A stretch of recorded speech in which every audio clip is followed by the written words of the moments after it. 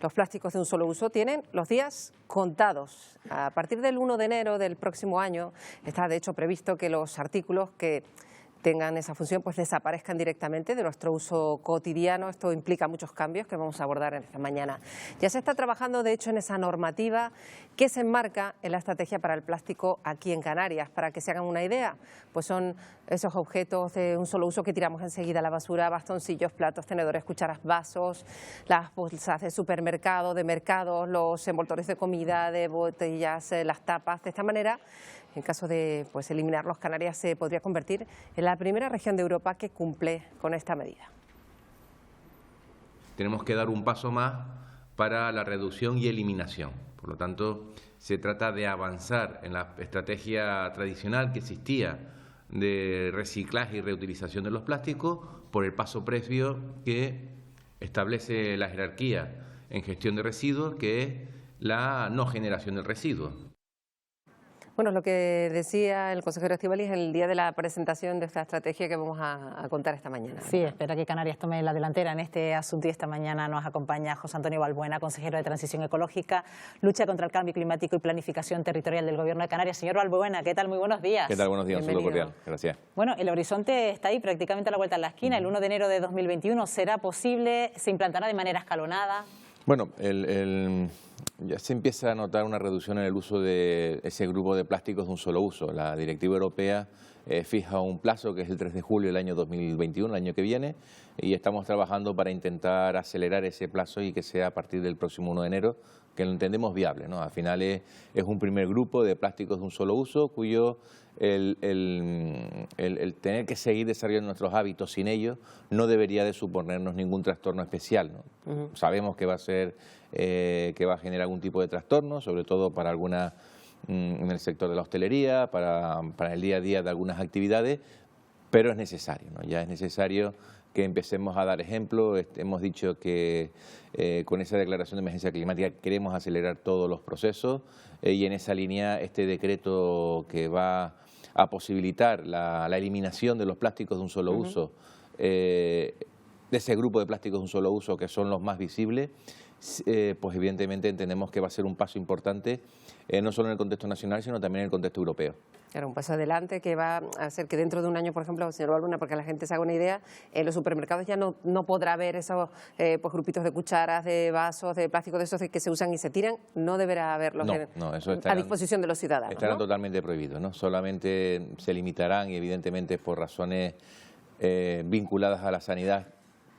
El sector sanitario tendrá una consideración especial, pero más allá de eso, evidentemente para el uso cotidiano de los plásticos, los cubiertos de un solo uso que estamos habituados a ver, pues eso desaparecerá, ¿no? Lo mismo que los vasos plásticos de un solo uso, los bastoncillos con ese plástico, los bastoncillos pues también irán desapareciendo, los envoltorios de comida preparada que tengan este tipo de plástico pues también tendrán que adaptarse. Las pajitas precisamente que se utilizan mucho por parte de los niños. Sí, eso incluso, pero eso yo creo que ya estoy convencido que cuando llegue la normativa muchos establecimientos ya se han adaptado, como empezamos a ver, ya cada vez son más los establecimientos que han ido eliminando, ¿no?, las cañitas plásticas por otro tipo de cañita, por otro tipo de material que es más fácilmente degradable en nuestros espacios naturales, ¿no? Por lo tanto, sí es cierto que la Estrategia Europea de Economía Circular fijaba como el segundo factor importante para poder acelerar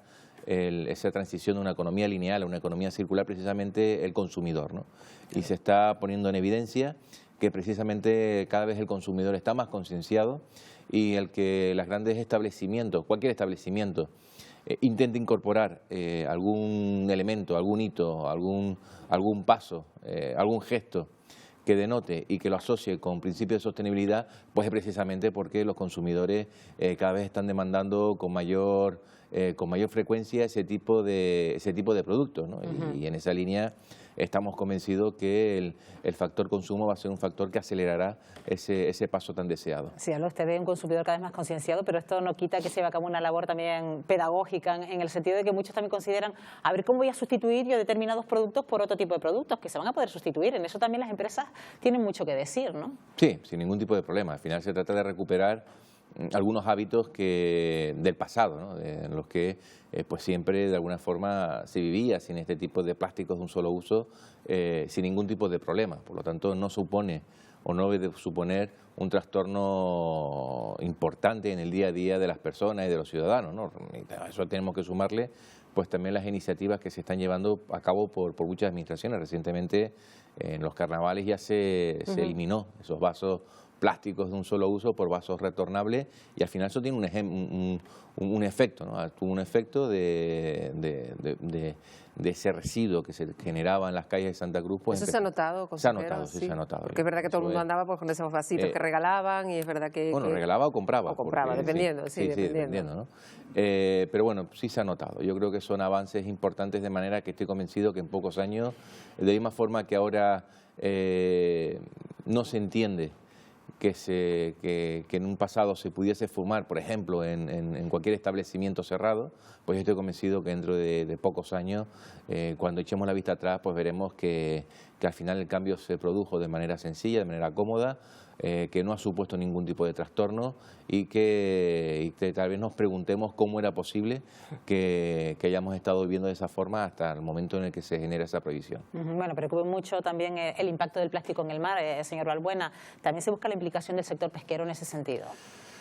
Sí, en la estrategia canaria de plástico, de reducción de plástico, evidentemente los plásticos en el mar son un problema. También hay que decir que los plásticos que tenemos y que llegan a nuestra costa no son plásticos que se generan en Canarias, ¿no? Hay estudios de la Universidad de La Laguna que pone de relieve que los plásticos que vemos en la superficie de los mares suponen el 10% de los plásticos que están en los océanos. Es decir, hay un 90% que está en los fondos de los océanos, ¿no? Y evidentemente Canarias se encuentra en un régimen de corrientes tanto marítimas como atmosféricas que hace que buena parte de esos plásticos que están en la superficie de los océanos acaben en nuestras playas. Por lo tanto, no deja de ser menos cierto que, más allá de eso, tenemos que empezar a introducir también hábitos sostenibles respecto al material que se usa en la pesca y que puede suponer algún tipo de problema en los mares, pero no es el principal problema. Evidentemente, aquí hablamos de un problema global que hay que ir venciendo con acciones locales, y una de ellas es el sector pesquero, lo mismo que vamos a hacer con los plásticos de un solo uso. La Ley de Economía Circular, actualmente por parte de la Consejería de Economía se ha redactado una estrategia de economía circular que está en fase de exposición para los distintos departamentos. Después se transformará en una ley que tiene que ser desarrollada de manera conjunta entre varias consejerías. No solo le corresponde a la Consejería de Transición, sino que tiene una vertiente económica muy importante, y ahí es donde ya vamos a empezar a establecer los plazos reales desde el punto de vista de generar esas obligaciones, de generar esa normativa, de generar esas fechas de prohibiciones, porque la estrategia al final son recomendaciones, no tienen un carácter de obligado cumplimiento, ¿no?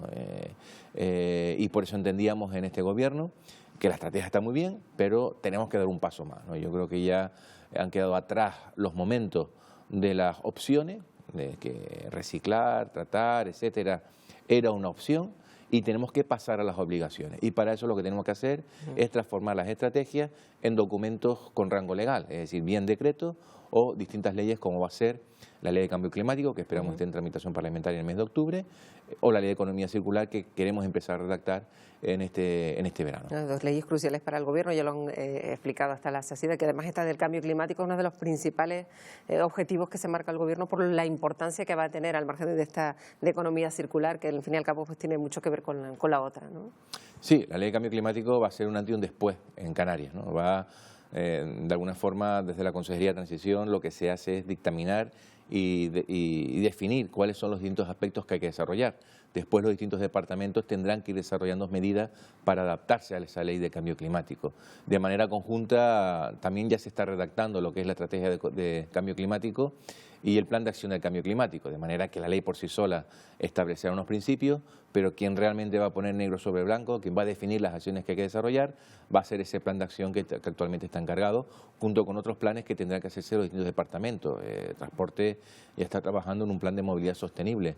El plan de transición energética también va a ser un paso importante, pero evidentemente el pistoletazo de salida va a ser la ley de cambio climático. A partir de la ley de cambio climático ya no habrá ninguna excusa para que el resto de normativas que se tengan que desarrollar no se desarrollen, porque ya la ley establecerá y fijará criterios, principios y plazos en los que se tendrá que desarrollar distintas normativas en todas y cada uno de los sectores que podamos pensar. Al final esto nos afecta en nuestro día a día, ¿no? Es una tarea tan compleja de desarrollar que todavía ningún territorio ha resuelto.